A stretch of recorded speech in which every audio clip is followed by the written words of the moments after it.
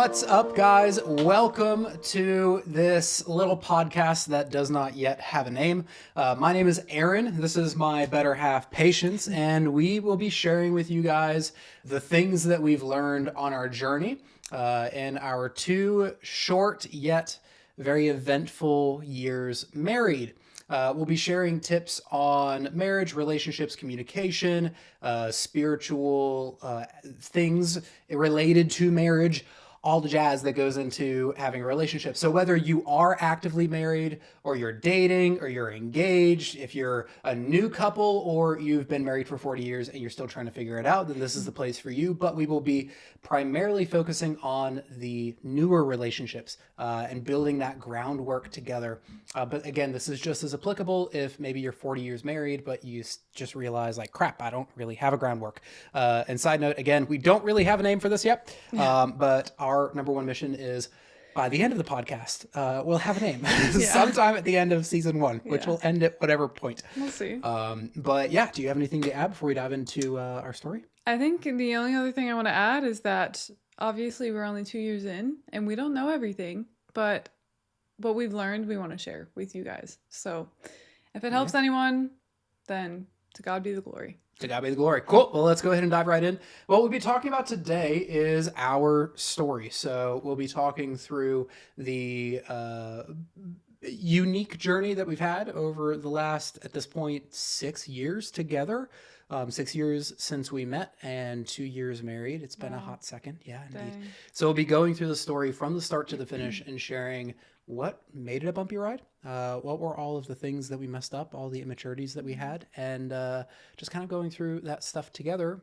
And hopefully at least one person listening to this will identify with one element of our story and be like, man, I definitely don't want to make the same mistake that couple made, and I could avoid that. Or maybe you've already made the mistake and it's too late, but you want to hear how we got out of it. So If you guys are ready for a good time, yeah, this will probably be a long one. Buckle in, yeah. Definitely longer than normal. So I'm going to go ahead and take a sip of this and we'll get started. So we met in the fall of 2019. We had a free swing dancing club on campus. I think it was free ballroom dancing. So On college campus. yeah, on our college campus. Shout out to Regent University. Yes, Regent University. So I remember seeing the poster for that. Yeah, I remember seeing the poster for a free ballroom dancing lesson, and I was like, absolutely, I'm in. And I think either the first or second time I went, you were also there. I saw Patience on the other side of the room, and the thought that went through my head in that moment is like, oh, she's cute. Let me go chat with her. So that's what I did. And obviously, like, you kind of pair up with different people in the room, and I made sure I got paired up with her. So you know how like Christian colleges and universities, everyone's on the lookout for their Mr. or Mrs. or their MRS degree, you know. So, you know, I was, so I was, you know, always on the lookout, keeping my eyes peeled for attractive young gentlemen, you know.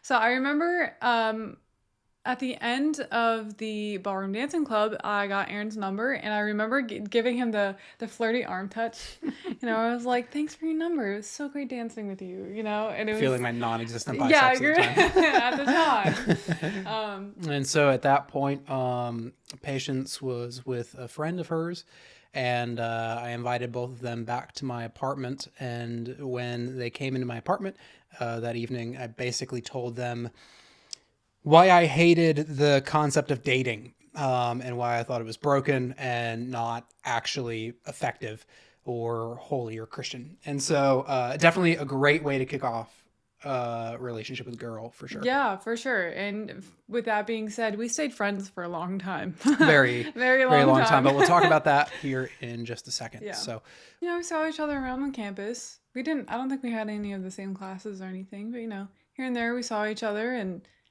texted once in a while. Occasionally texted back and forth. And this was fall of 2019. And so not long after, COVID hits That's and the yeah, pandemic shuts down the world. everything. And Yeah. so at that point, we knew each other enough that Mm-hmm. like we would catch up once every Every few month, months. few Yeah. months, something like that, Mm-hmm. and just kind of text back and forth like, "Yo, we need to catch up." Yeah, for sure. I'm super busy. And then I'm just never we don't talking. actually talk. So Yeah. we were kind of texting back and forth, and then we get around. Campus opens back up. You have like everyone's got the scares. So if you're even it's got a stuffy nose, you're in quarantine Yeah. for 2 weeks, and it's a whole thing. So I did that we many we times. go through that process, and then. How did we like end up meeting? You see me across like with Yes, guitar. I remember this is such a vivid memory for me. So I remember sitting in front of the communication building and I was outside and it was my first day out of quarantine after 2 weeks because I had tested positive. It was my first day outside. It was like March or springtime and it was nice.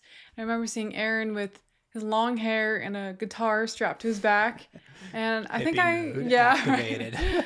And I think I had called you over and just asked if you wanted to hang out. And then from there, we started Yeah, hanging out. yeah, and I think around that time, I also asked you to, because I went to film school, so Mhm. I also asked you to Yes. help me on my Some film film projects. Yeah. projects. Like I needed to make a new reel, so I needed to Mm. get a couple shots that I wanted to get on my reel, and so Yeah. I was like, "Hey, do you want to be a model for me?" And Mm. so got It's her to like come out. model, Yeah, okay. yeah. So took her out to Bojangles, which I was obsessed with at the time, and she met my dog, and we were just hanging out. And then from there, we were like, okay, like she's a pretty cool person to hang Yeah, we around. clicked pretty We well. clicked really, really well, Yeah. and so then we would just hang around more often. And then around March of 2021, that was this is around when this is Yeah. happening.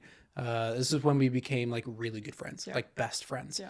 And then from there, we spent a lot of time together. Yeah. And this is where things get Things a little start getting interesting. tricky. Yeah. So again, mind you, we're friends at this time, Mm-hmm. but we are hanging out, a few times a week, Mm-hmm. and then it becomes every other night, Yeah. and then it becomes Almost every night. almost every single night. Which, if anyone does not know, that's not normal for a guy-girl friendship. No, not at all. And the thing is, like, I was really big on, well, like I like to defy the odds, like no one's going to define for me what a good friendship Yeah. is or whatever. But what made it interesting is that I had this view on dating Mm-hmm. that we could talk about in another episode. Mm-hmm. But from my perspective, I was like, okay, dating is should be done in a manner that it's not to kind of create a lot of emotional intimacy before Mm-hmm. marriage, Yeah, yeah. because that sort of emotional intimacy should be reserved for your spouse. Mm-hmm. I didn't really think there was a lot of danger in, a guy and a girl having that sort of connection with one another on a friendship basis. Mm-hmm. Uh, Friendship, emotional intimacy, as if yeah, that's different from their just normal emotional yeah, intimacy in yeah. the first place. And so what was ironic is that I was trying to avoid, going into this sort of dating emotional Mm-hmm. intimacy, Yeah. but ended up substituting it for friendship emotional intimacy. We were best, Mm-hmm. best friends, right? We We knew were practically everything about yes, each we other. were emotionally intimate with each other in a way that like you didn't want to say we were dating because we weren't. We had Mhm. never called it that. But we practically were with how emotionally close we were. We were like engaging in emotional intimacy that should have been reserved for marriage. Yeah, and what made it even more difficult, and of course, like hindsight's 2020, and this Yeah. is all stuff that we kind of learned after multiple years coming out of this and looking back, because in the moment it seemed right. In the moment there didn't seem to be any issues with it. Yeah. But what ended up happening was like I could tell that Patience was into me. And I had thought about it with her, but there were a few things that I was like, okay, probably isn't the right fit. We both had some maturing that we needed to do. I recognized it myself. Like I made a list of like, all right, I need to get like these things figured out. I need to get like, because again, my view of dating was it's a process to get to marriage, right? Yeah. And so wanted to make sure that I was financially stable so that I could provide for my wife. I wanted to make sure that I was emotionally stable. I want to make sure that like I had some sort of spiritual discipline in my life, like all of these things before I even entered into the dating scene. So that progressed. But the thing is, again, I did not put any guards on our relationship. So September 2021 rolls around, and friend of ours comes into town. You know, we go to an AJR concert, That which, was fun. if you've heard of AJR, freaking amazing concerts. Yeah. And we were playing a card game called We Are Not Really Strangers. Also, highly recommend the card game. That's good. And we were sitting down. It was the Founders Inn restaurant that they had on campus. And we got like these cocktails. And we were just sitting there in the evening having a good time playing this card game. There was a question that I pulled. And it was to ask you, what is one thing you've been meaning to ask, but you've been too afraid to ask it? And I played dumb. but I knew in that moment. I knew what I wanted to ask, which was, have you ever considered a relationship with me? Or have you ever had feelings for me? Or something along those lines. And I just played dumb because I was like, I can't let this guy know that I have feelings for him. Because I definitely did. At that point in time, we had been close friends for a few months. And I was like, this guy's fun. You know, like I was definitely into you. But I didn't want to ruin our friendship. And I didn't think that you had any feelings for me. So I never said anything.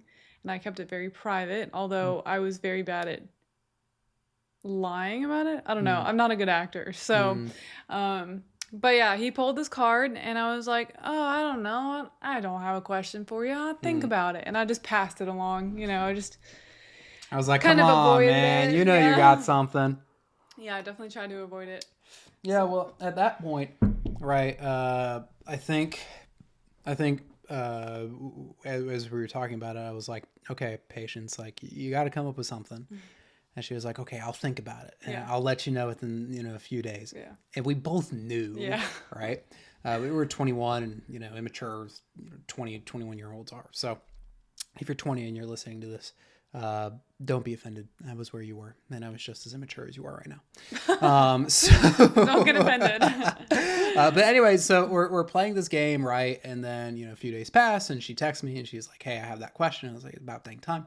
And, meet up, and she's like, have you ever considered a relationship? And I was like, duh, like, obviously. And I was right? shook. I was like, this man there's no way. Like, I just never thought you had considered anything. Yeah, but and like, honestly, and I just shared, like, I had a lot that I still needed to work through and a lot of maturing that I still needed to do, and that's why I didn't take any sort of action. But at the same time, like, I could tell that you had feelings, right? But it wasn't my place to call it out. Yeah. And so it was up to you on whether or not you wanted to bring that up. So we kind of bring that to the surface, and we're like, all right, well, like, we're not really going to do anything with that right now. That lasted a week, maybe. And then it became, okay, well, I guess we should probably have some conversations about if this is something that we could do. And so we started dating. Now, again, we'll have a whole other episode where we talk about what we believe dating actually is. But for me, for us at that time, dating was not a status to sit in.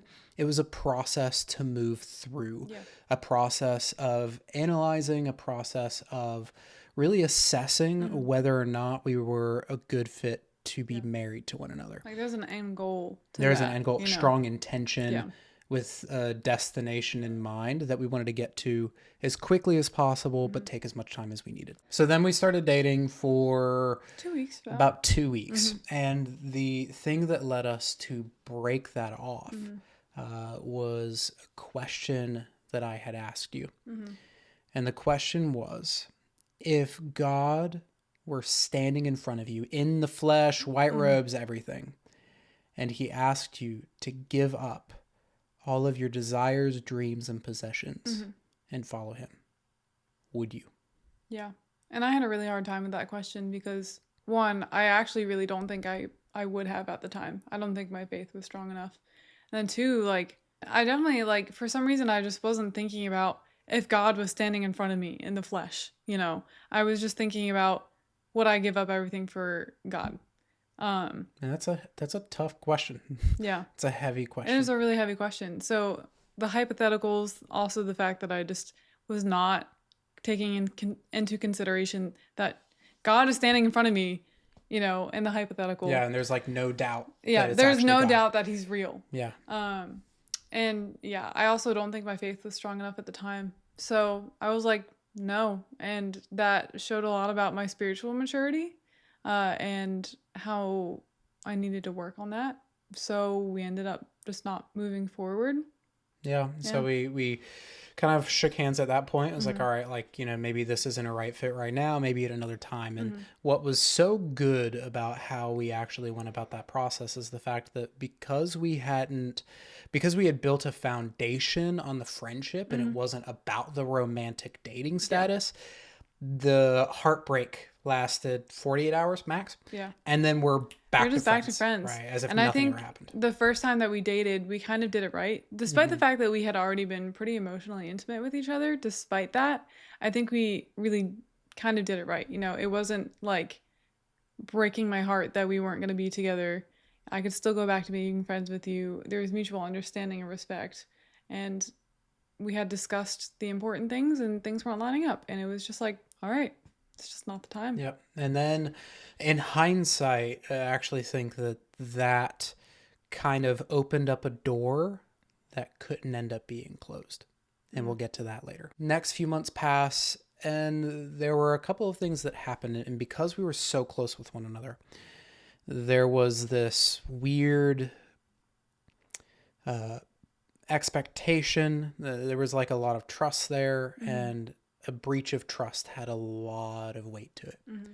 So as we're getting more emotionally close, there were so many ways that I was hurting you, and I was just failing to have empathy for you. I was failing to care for you. I was very self-focused, and I was really struggling to be a good friend at that time because I had never been so emotionally close to someone before. And I can tie this back to being an only child. And of course, being an only child doesn't automatically DQ you and like mean that you can't have emotional intelligence or empathy or anything like that. But just going back to my childhood and thinking about how at the end of the day, if I wanted to go back to my own room in my own house, I didn't have to think about siblings. I didn't really have to think about other people constantly. I didn't have to raise someone else or take care of someone else. You just didn't have the practice or Yeah, experience. I just didn't have the practice or experience. So like empathy is absolutely a skill. Yeah. And it's just something I had not practiced. And like selflessness or taking focus off of self is just not something I had practiced very often because I was the only child. I was like, the world revolves around me, So like there were so many instances where I was hurting Aaron almost constantly. Like it was getting more and more often that I was hurting Aaron.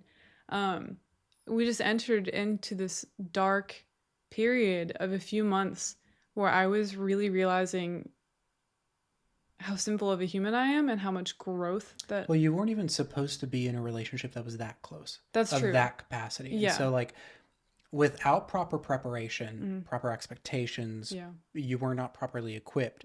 You're now in this position where you are taking care of someone, serving someone, thinking about someone, but you're friends with them. Yeah, I'm friends with them. Like it's not supposed to be that way. Yeah, you know? We literally we went to marriage therapy for being friends. Yeah. Like that's how weird this situation was. We went to a marriage therapist. Yeah. But we called it friendship therapy. Yeah. Because we really wanted our friendship to work. Yeah. Right? Like it was a very important relationship to us. We really cared for each other. We really loved each other. We did. Not in like a romantic sense. Yeah, no. But in a sense of like we wanted to make sure that this relationship worked. We wanted to like put in the effort towards it. But like we were just having all of these issues.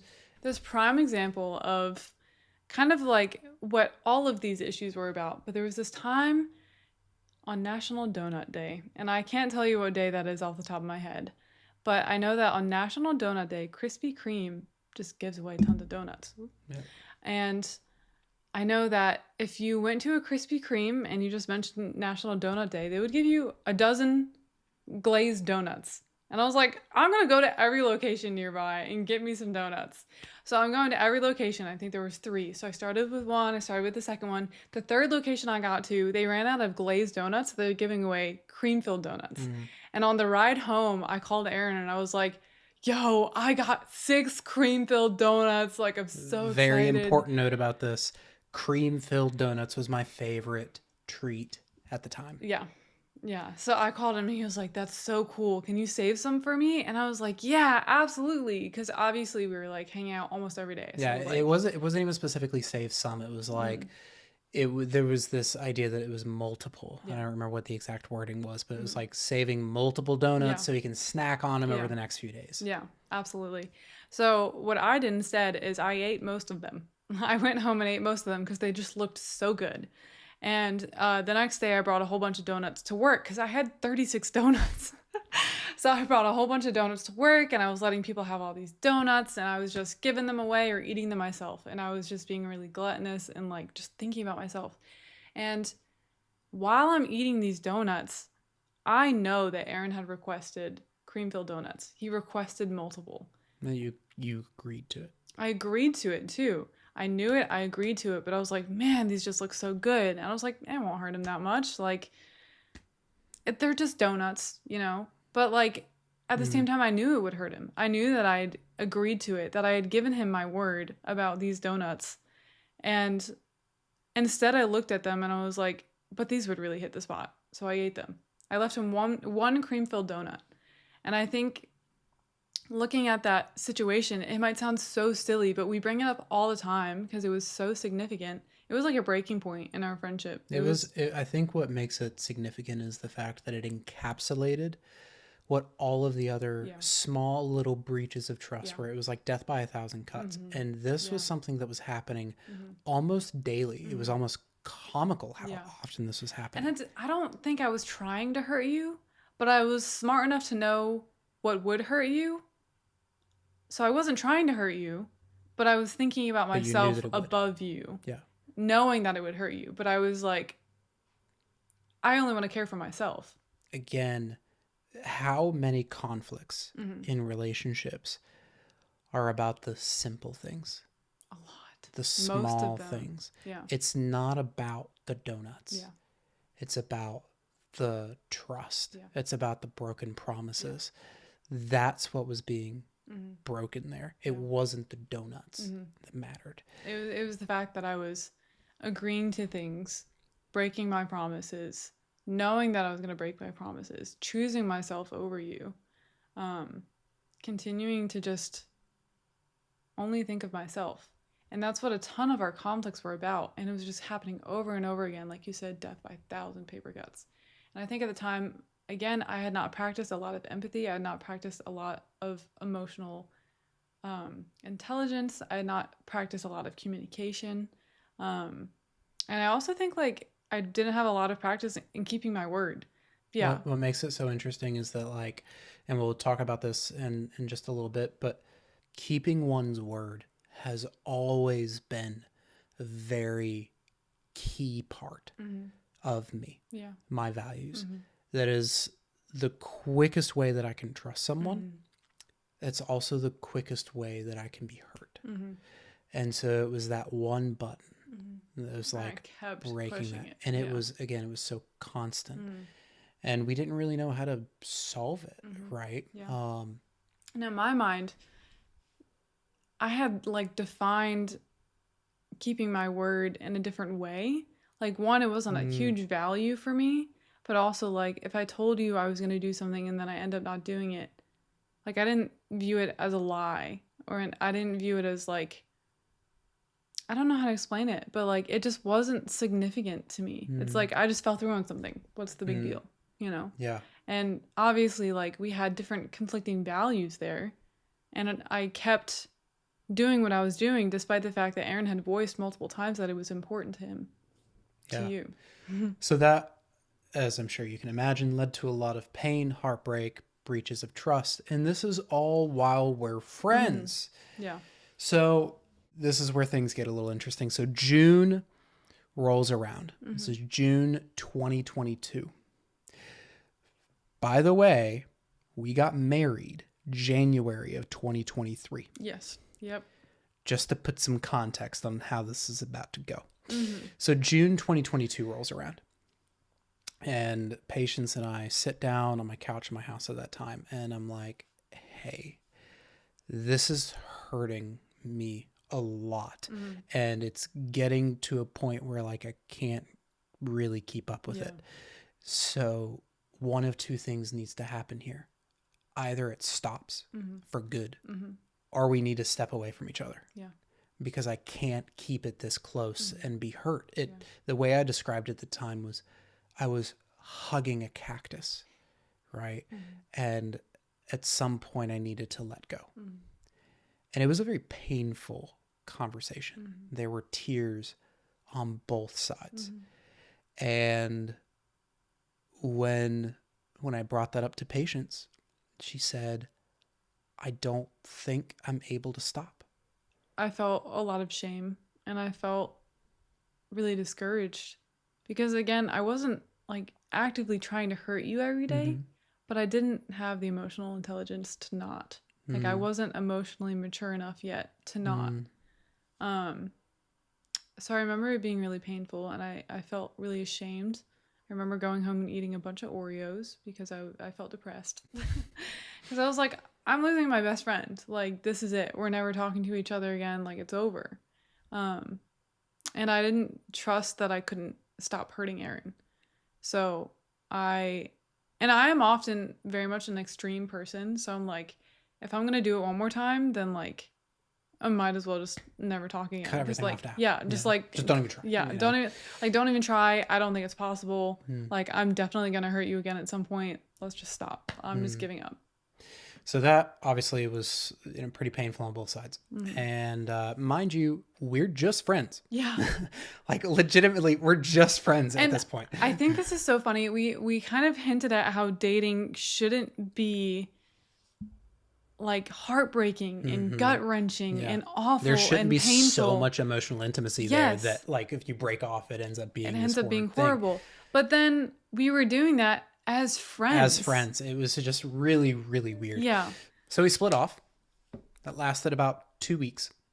The best way I can describe it is that I was addicted to my relationship with Patience. I was we were so deep into that relationship that It's so hard to cut off. it was very difficult to cut off. I describe it as I was trauma bonded. Yeah. And I don't know if that's the psychologically correct term, but that's the best term that I had to describe what I was experiencing. And so I reached back out to Patience after we kind of said like that we wouldn't communicate about 2 weeks later. And I was like, hey, you doing okay? And literally like we blocked each other, Yeah. you know, because we didn't trust happened. that We couldn't text each we other. wouldn't text each other. So we literally made an agreement to block each other for a certain amount of time. Yeah. I unblocked Patience to text her, hey, are you doing okay? Or, hey, can we talk? Or whatever it was. And whatever ended up happening, we met up at IHOP on like Tuesday night. Yeah. And I'm basically like, dude, like, I probably just misunderstood you. You know, like there's probably just some big misunderstanding. Like we've got a obviously like this probably wasn't as big of a deal as you know we made it out to be. Despite the fact that I had been hurting you for months. You know? And so I really wanted to have that relationship back. Yeah. And obviously I didn't want to go back into the pain, right? But I was like, we can work through it. We can figure this out. So we basically come to an agreement where it's like, okay, like we'll try it again, but I'll have some more boundaries. We'll have more boundaries. I think we were hanging out less. Yeah, much less. Yeah. We were trying to be normal friends. But also had the stipulation of like, hey, well, like the reason why it hurt so much is because I was hugging the cactus like really, really tight, you know? And so I was like, maybe this time, like I'll kind of like loosely shake hands with the cactus. And so, we put up some more boundaries. We try to keep it a little bit less intimate than what we had before. Yeah. And as well kind of put a stipulation as like, if we end up falling back into old patterns, we're going to cut it off again. And so we kind of go into a probationary friendship. One of the biggest boundaries that we put up was we said we wouldn't talk about our emotions. We wouldn't talk about how we were feeling. We would simply talk about events and situations and things like that.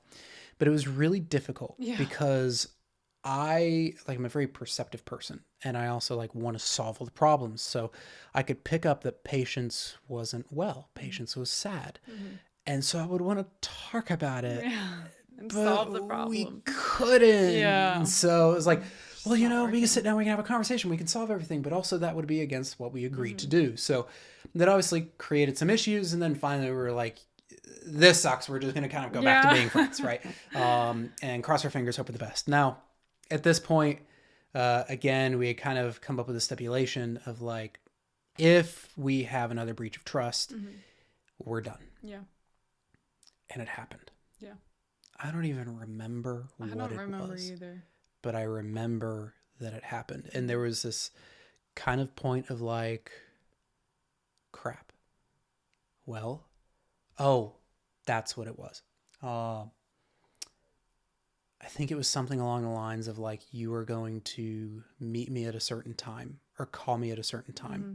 but you ended up doing something else because you figured like, well, I could just wait. Yeah. No, I think I remember. I think someone had asked me to pick them up from the airport or something because they couldn't find a ride. And I Mm, was like, oh, I'm going to be serving someone. So obviously Aaron wouldn't mind, yeah. you know, But we something had like that. agreed to meet. And Yeah. so that was like, crap. Yeah. Right. Mm-hmm. So at that point, we're like, well, what do we do? Mm-hmm. And so we met with our priest Yeah. and we were talking with him and kind of about this whole situation about like, what do we do? And during that conversation, the truth came out. I Yeah. think for all of us, including you patients. Yeah. I think the priest had asked me if I could even be friends with you. He had asked some kind of question, and I realized that just being friends with Aaron was too painful for me. This whole time I had feelings for you, even throughout all of that pain. And it came out that like I couldn't just be friends with you. I always had in the back of my mind like I want something more with this person. And what made it so difficult is that the door was opened in September the year prior. Mm. The door was opened. We started dating. We cut it off. Yeah. We said maybe we'd go back to it Mhm. one day, depending on like how we mature. Mhm. And that door never really closed for you. Yeah. And it was a tough moment for me hearing it Mhm. because I didn't want to date the person that caused me Yeah. so much pain. Mhm. But I didn't want to give up the relationship either, right? I Mhm. wanted the friendship. Yeah. But I also, it was gut wrenching for me to hear that you were being hurt every day that we were friends Mhm. and not more than that. Mhm. Because you were pining after them more. You were waiting Yeah. for them more. It was Mhm. and that what came out of that conversation is that it was hurting you Mhm. to just be just friends. Yeah. Right. I think I would have held myself back from other relationships in order to stay friends with you or in order to keep that door open with you. Mm. And like it wasn't healthy and it wasn't wise, but there was so much pain being caused because I was pining after you and this might sound really dramatic, but I remember there were nights where I was like I would cry in bed because I was so sad that I couldn't be with you because I loved you despite the fact that I was hurting you all the time. I loved you. And I remember multiple nights crying in bed and being like, this sucks. This sucks so bad. And I Yeah. kept the thing is for me is when we were friends, like I should have drew stronger boundaries. It was like I was getting the benefits of having an emotional female partner Yeah. without the responsibility that Mm, came from being married. yeah. Same. And it was friends with benefits, but not in a sexual or Yeah. physical way, but The in an emotional emotional. way. Yeah. And that was on me because I wasn't leading you on in the sense of I was flirting with you, Yeah. but I kept that relationship there Yeah. from the conversation with our priest. Mm-hmm. He said, you can only take two paths here Mm-hmm. if you don't want to hurt each other. Yeah. It's you either cut it off completely Yeah. or you start dating. Yeah. And it seems pretty evident that those are the only two paths. Mm-hmm. And at the time, I was like, I think I was a little upset because I was like, we can still just be friends, you know, but that hadn't worked for us. There were Mm-hmm. multiple times where we tried to just be friends, but we continued to break those emotional boundaries that we should not have had. Yeah. I think it kind of sounds like an awful ultimatum, But in reality, it's what we needed. It We was the needed only it two was options yeah, it was that the we only two had. options because if we kept where we were, we would continue hurting each other and continue holding each other back and continue like keeping us from being sane, healthy people. Yeah. Yeah. And so when he had shared this, one key thing he said, Mhm.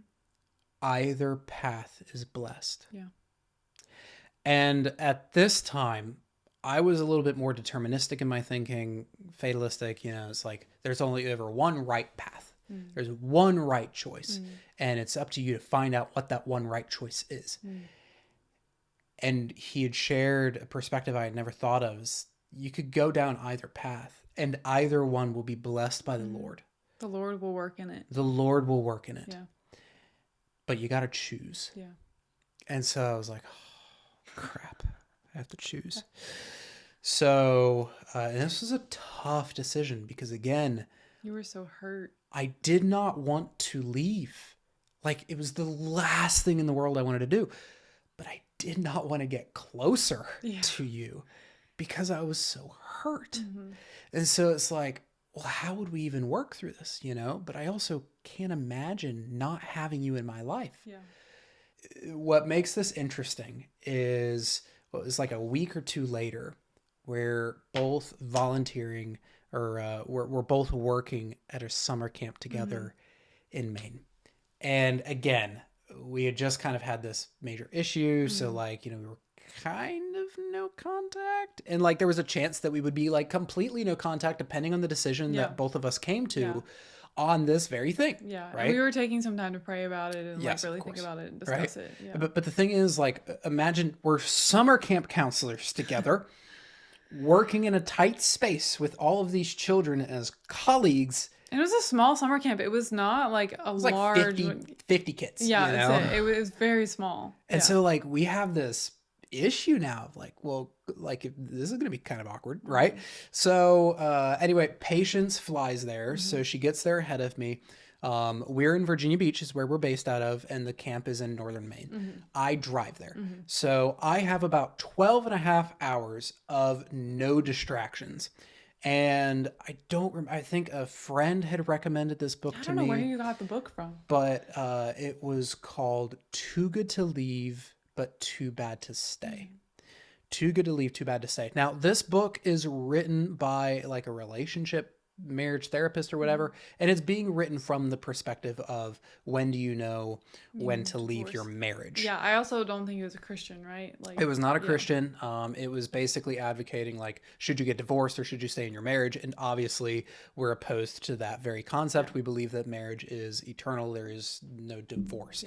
And so the premise of the book I didn't fully agree with. So there were some things that were being said. It was like I kind of brushed off, but it gave me a very clear checklist to go through of how to identify what I should do. Yeah. What decision should I make? It was such a tough choice. So I Where needed did like this book come from? That's so I think funny. I think it was a recommendation from a friend, but I could be wrong. But it gave me a very clear checklist, which was super helpful because I just needed that resource.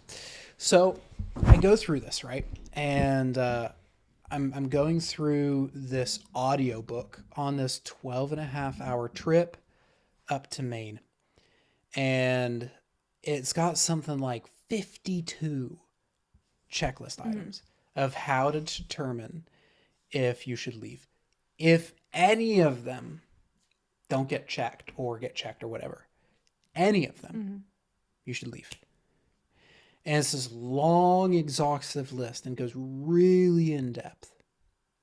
And I go through the whole thing.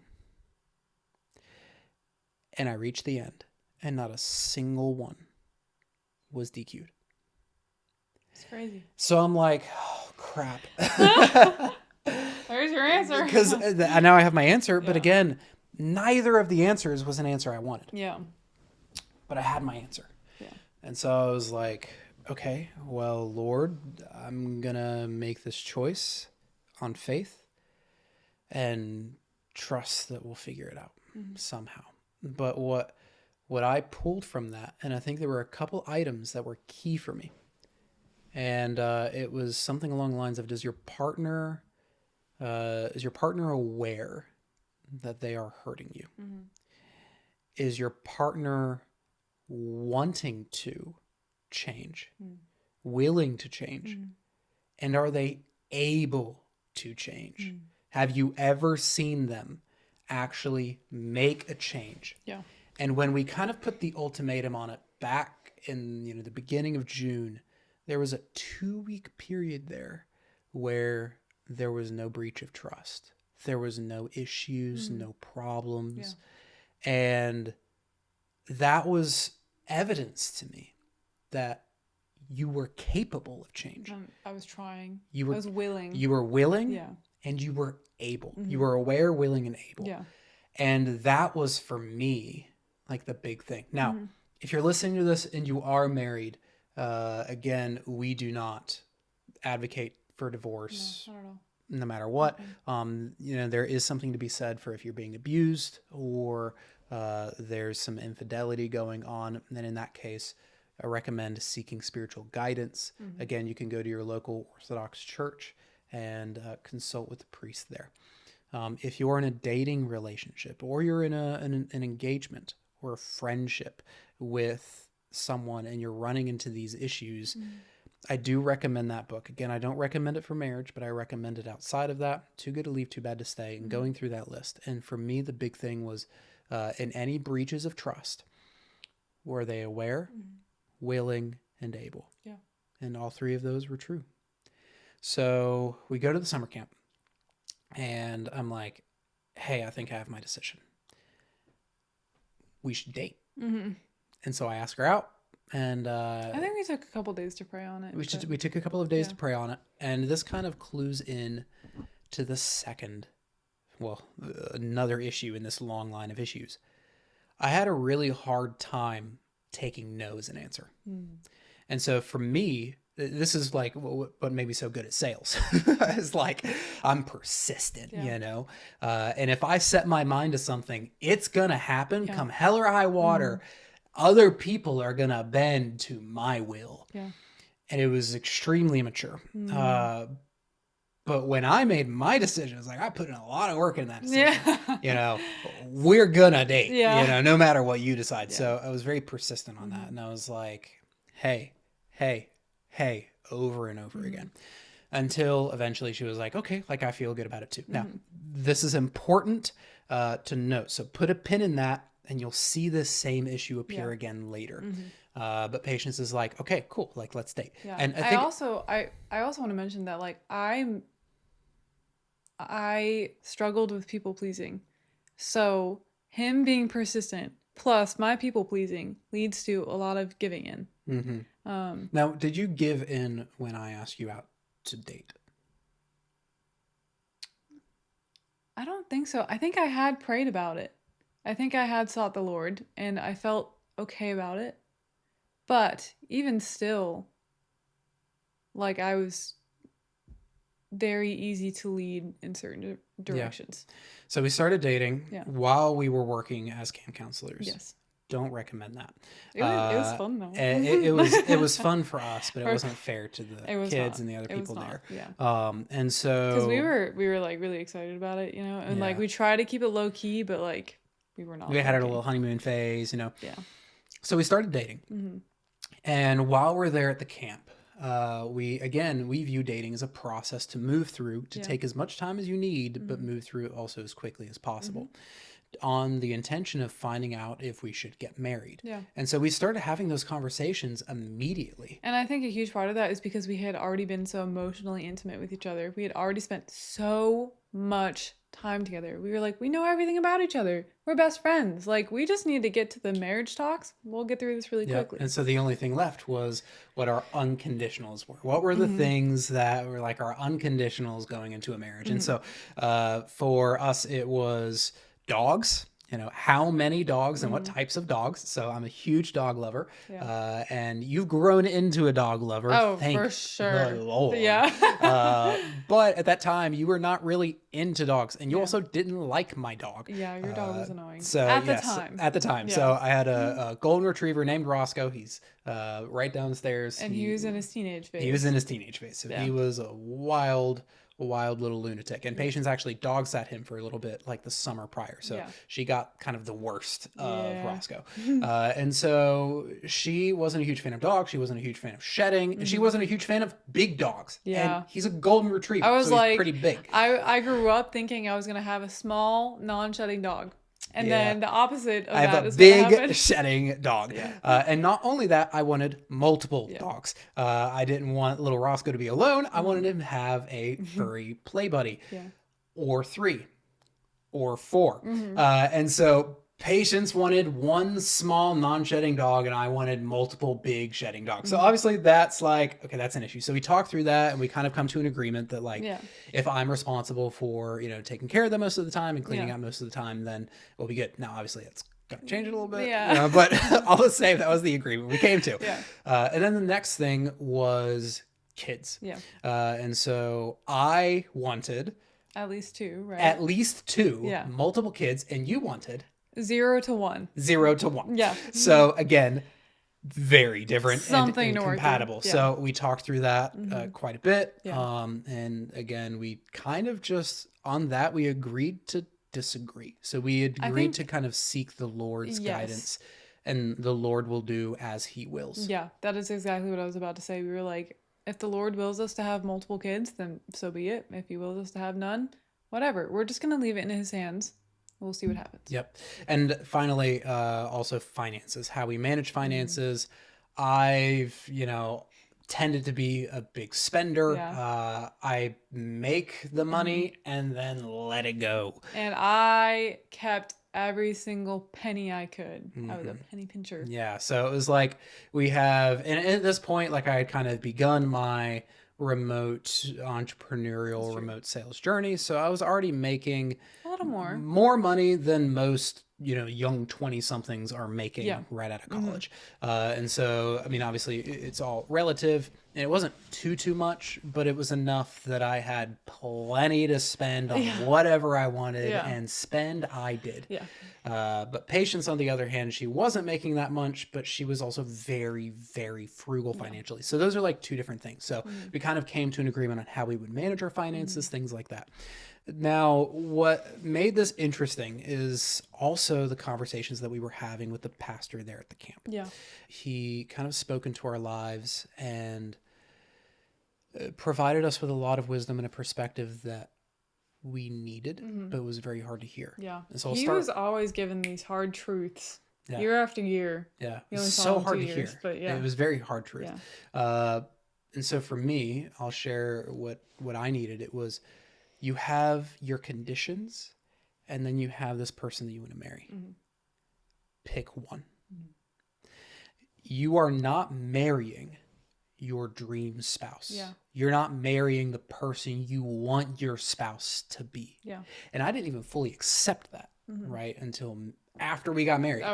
Until a long while later. Yes. And so he was like, pick one, because your list of conditions is like an idol, And so like, you're not here to find or fashion your perfect spouse and get it on your individualistic basis. It's simply to pick someone, flaws and all, and to lay down your life. That includes laying down your desires, dreams, wishes, and conditions list for that wife, no matter what she looks like. Compatibility, overrated. Because we were incompatible in many ways. Oh, for sure. That whole idea of I need to find the perfect person, let go of that. Pick someone, devote yourself to her. It is not about being happy. It is not about getting something out of the relationship. It is about laying down your life for whoever the Lord gives you, no matter what she looks like, no matter how compatible or incompatible you are. Marriage is for holiness, not for happiness. And that was the big thing that he spoke to me about. And again, I didn't even fully accept that until long after I got married, and it led to a lot of problems, which we'll talk about here in just a moment. And that was around the time that we also had that kid chat, and we kind of just agreed to follow whatever the Lord said. Once we finished those chats, it took about 3 days. Yeah, I think so. And then we were like, well, there's nothing left. So Wrong. I guess the next logical step is to get get married. married. You know, especially with the mindset we had about dating, which I still believe that dating is a process to move through, but we were like, we know everything. We went through the process. Now we have to get married. Yeah. So I think, do you know the exact amount of days before we got engaged? Do you know? We started dating it was something like 5 weeks from the time that Yeah. we started dating to the time that we got engaged and I Yeah. proposed to you. And over that 5 week period, after the first 3 days where we had those conversations, leading up to the day where I popped the question, I asked Patience if she would marry me over and over Yeah. and over. And Patience multiple times told me, I don't think I'm ready. Yeah. Now, in my mind, I had all the reasons why we needed to move through it quickly. Yeah, You you know, did. we want to prevent Yeah. against sexual temptation. We Yeah. want to move through it quickly, like all of that stuff. And like, if you know you're going to say yes down the road, what's the difference between why not just say it now, Yeah. you know, Yeah. and like allow us to start preparing for the wedding ceremony. And it takes some time and Yeah. all of the reasons for it. But the bottom line was you weren't ready to say yes. I wasn't ready. I wasn't comfortable. And like you just said, like I was pretty sure I was going to say yes, but I just wasn't comfortable. I didn't feel ready. Something didn't feel quite right. And I kept saying no. I kept saying not yet. I said maybe eventually. I'm not really sure what I said, but again, I'm a people pleaser. And you were also very persistent. Yeah. I don't want to say I am because that's not who I have to be and that's not who I am now, but I struggled with being a people pleaser. Yeah. And between persistence on your side and me being a people pleaser at the time, I eventually said yes. Yeah. Even though I knew I wasn't ready. I wasn't my yes wasn't a true yes. It was like, okay, yeah, we can go forward with it. Yeah. And I remember the morning, what I had done was I'd planned this whole thing out. And you guys listening to this are probably gonna be like, "Oh, this is so romantic," but again, like it comes with a small undercurrent of there was a little bit of tension there. Now, mind you, we had still not healed from all of the baggage from our friendship. Yes. We did not work through any of that. Let's look at this timeline here. We dated for about 5 weeks, and right before we dated, we were having serious conflict. Like 2 weeks later, or like 3 weeks later, something like that, we had cut off our relationship. Yes. And then less than a month later, we start dating, and then 5 weeks later, we got engaged. So like there was no true healing. There was no true communication, and we had not healed from any of the trauma that we had gone through. We had not worked through the fact that we were too emotionally close as friends. We hadn't worked through the fact that I broke trust multiple times and that we were hurting each other so much.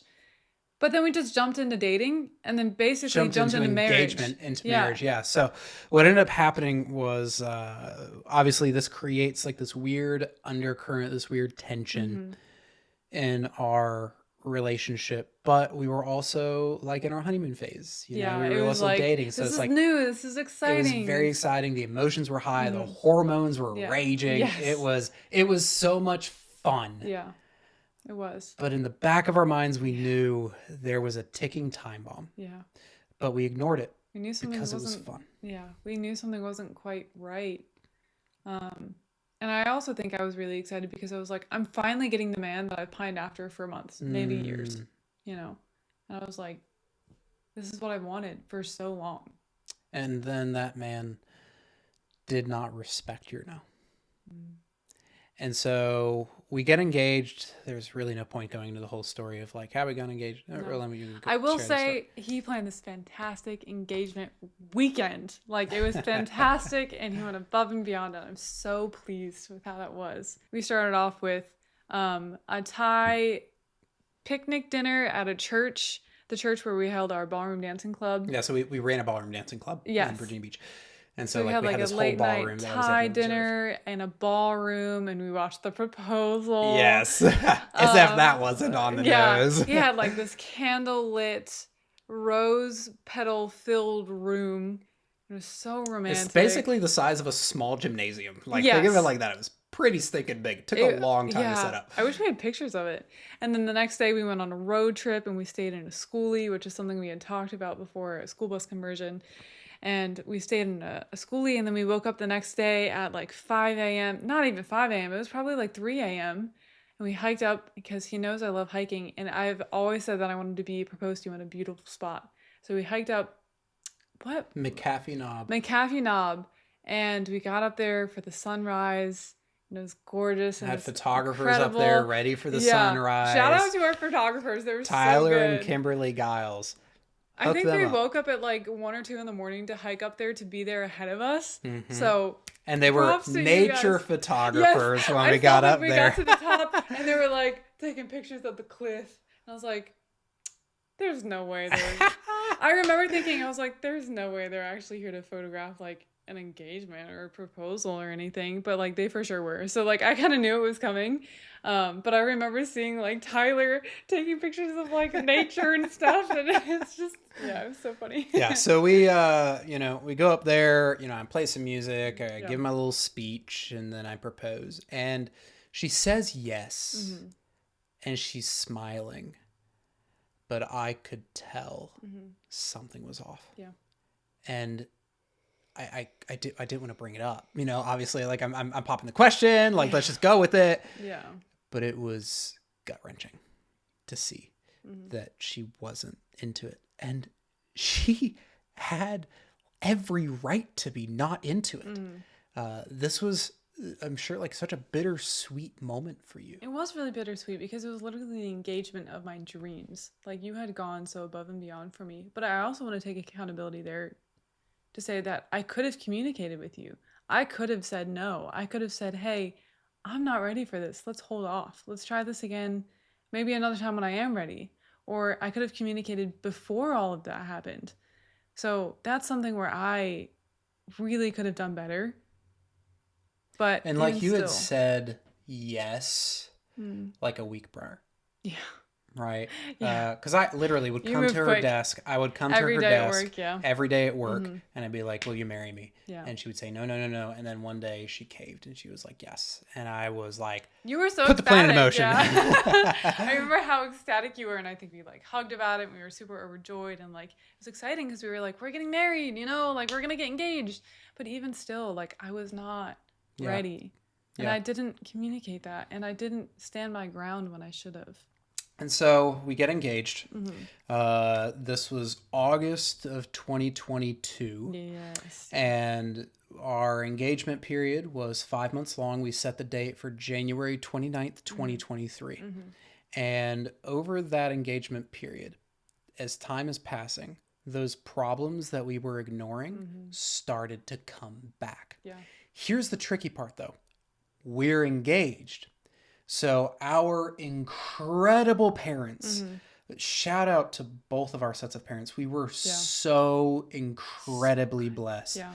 They poured out tons of money to give us the wedding of our dreams. Yeah, it was so beautiful. It was amazing. Yeah. So again, shout out to our parents. Yeah. You guys are so generous and kind. Thank you so much. And we're very grateful.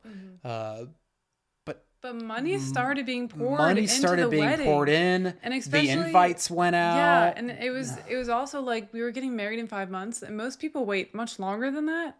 So like we were moving really quick. We had to book the venue fast. We had to get a wedding dress fast. And we had our reasons for it because again, we wanted to protect against sexual temptation. Yeah. And so that was coming from a biblical place of like it's better to get married than to be burned up in passion. Yeah. And so like it was coming with the best of intentions, except for the fact that it wasn't prudent or wise and led to a lot of issues. And so as all this money starts getting poured in, our problems start coming back. Yeah. So at this point, we start going to couples counseling. And this isn't just like premarital counseling, which we were doing with our priest, but this is like therapy. And this is like the third relationship therapist that we had gone to at this point. And as our engagement progressed and these problems just got worse and worse and worse, they asked us a question. This is like 4 weeks before our wedding. It's the end of December. We get married January 29th. Yeah. All right. And they ask us, okay, like out of curiosity, if you could go back and make the choice on whether or not you guys would even want to get married, what would you say? And both of us unanimously said no. Yeah. But the problem was we only had two options: call it off or postpone it. After tons of money that isn't even our money Yeah. has been poured into it, and all the invites have been sent out, and it's all non-refundable at this point because it's so close before the wedding, or just move forward with it and hope that we can figure it out once we get married. And we both had this hope that because we were married, that maybe that would fix it, because we tied the knot and we're closer together, like that would solve our problems. Maybe this is just all tension because we aren't actually married, but we should be married. Yeah. And maybe sex would fix it. Yeah. And If you are engaged or dating, that is not true. no, most certainly not true. Do not think that's right. And so we end up getting around to our marriage, and we're blessed on this one thing. We were very into each other physically. And so obviously the reason why we're like, trying to move through this process quickly is because, again, we want to protect against, sexual temptation. And that became very real the closer we got to it. And actually, funny story, it was like 2 weeks before our wedding, and we go to our priest and we're like, hey, like we're really struggling. We keep inching closer and closer and closer. What do we do? And he was like, and just imagine, he's a very meek and mild, small man, right? He's like, stop it. Stop it. You're like 2 weeks before your wedding. Stop it. And it's just funny. Like, you have to know him. And our friends listening to this, or like, they would just die laughing thinking about that, because he's like such like a quiet little guy. He doesn't say much. And he's like, stop it. So anyway, yes. We get around to our wedding day. All of these problems are in front of us. And when we get married, it's very difficult. It's bittersweet in that way. And no one knew. No one knew. No one knew how bad this was, even as we were getting married. Like, things were not better. They were just getting worse. Yeah. So then we actually get around to our wedding day. And our wedding day was phenomenal. It was amazing. We were so blessed. Again, it was the wedding of our dreams.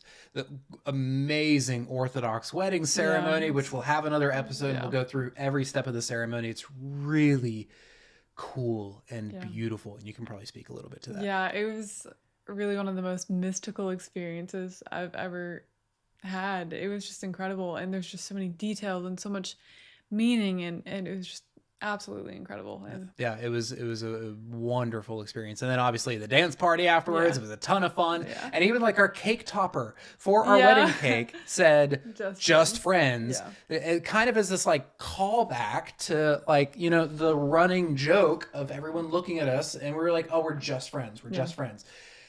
But here's the thing that no one knew, is that when they were like, oh, you're just friends, and we're like, no, we are just friends.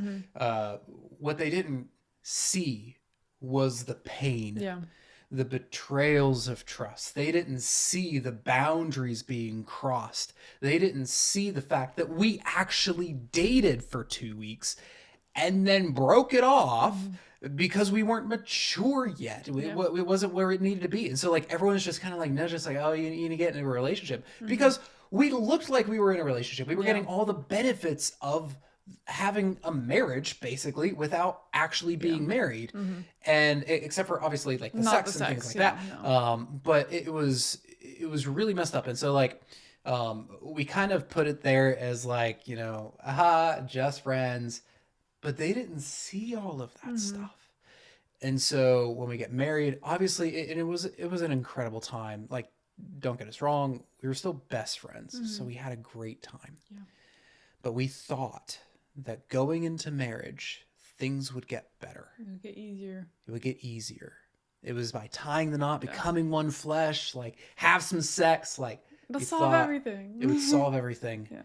But all it did was make it worse. Yeah. Much, much worse. When our sinfulness came together, it exploded.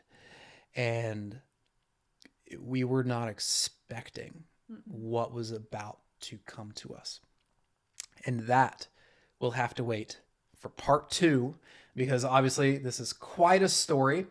So if you want to hear what happened next and the depths that our marriage went down to, but also the hope, the light at the end of the tunnel, and how we got out of that, then listen to the next episode. We'll be going over the rest of our story from the time we got married up until now, and how we were able to actually, by God's grace, come out of a lot of those difficulties that were just right around the corner. Because again, right after we got married is when things really got difficult. So again, thank you guys so much for listening to this podcast. Looking forward to hearing you guys on the second episode, and I will see you guys later. Bye.